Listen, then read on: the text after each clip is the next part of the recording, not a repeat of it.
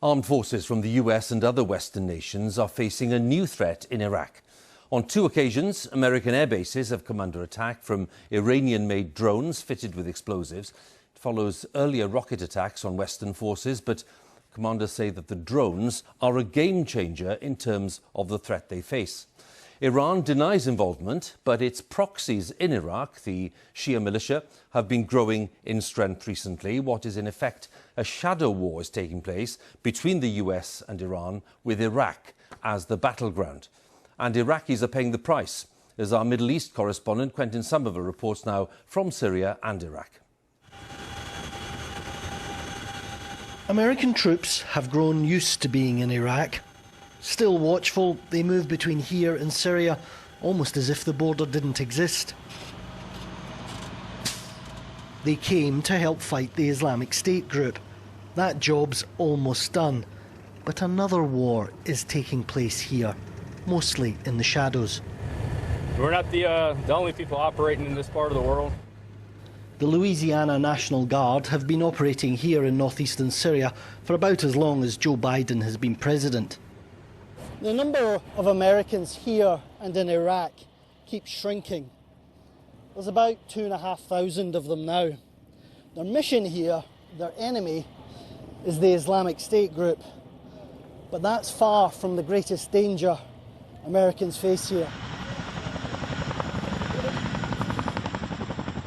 US air bases have been targeted twice in recent months by Iranian-made military-grade drones.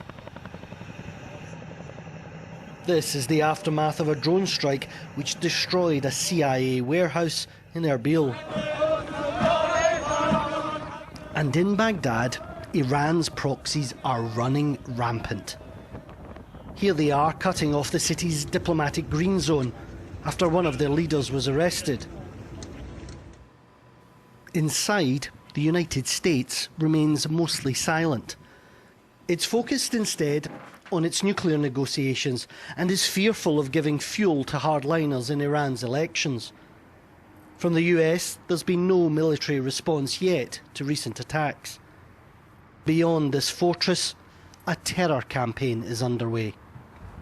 If you're Western forces, you're fighting the Islamic State group, you can be here in the centre of Baghdad and you can be relatively safe. But the situation outside these walls is far more grim.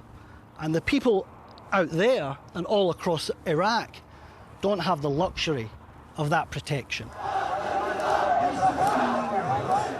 Young Iraqis took to the streets to protest, among other things, foreign interference in their country.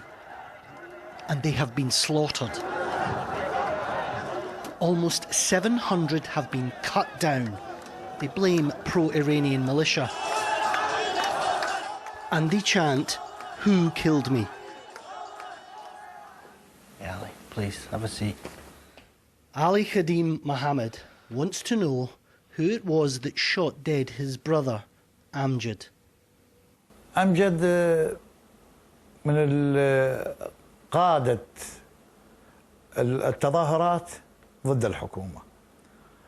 أمجد كلمته مؤثرة في الجميع، فكان خطر عليهم، والخطر يجب أن يتخلصوا منه، فكانت الطريقة هي اغتياله. أمجد قتلته السلمية مالته. اللي قتله أنه لم يعرف الحقد ولم يكره ولم يشكك بأحد حتى بأعدائه. ما سمعته يوم قال أنا تهددت، ولا سمعته في اليوم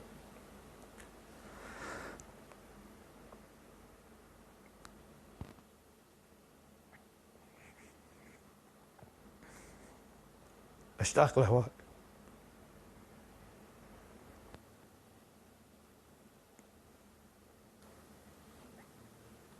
آسف.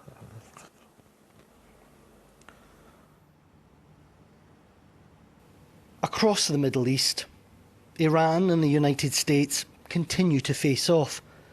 But the victims in this shadow war are rarely Americans nor Iranians. They are, once again, the people of Iraq. Quentin Somerville, BBC News, Baghdad.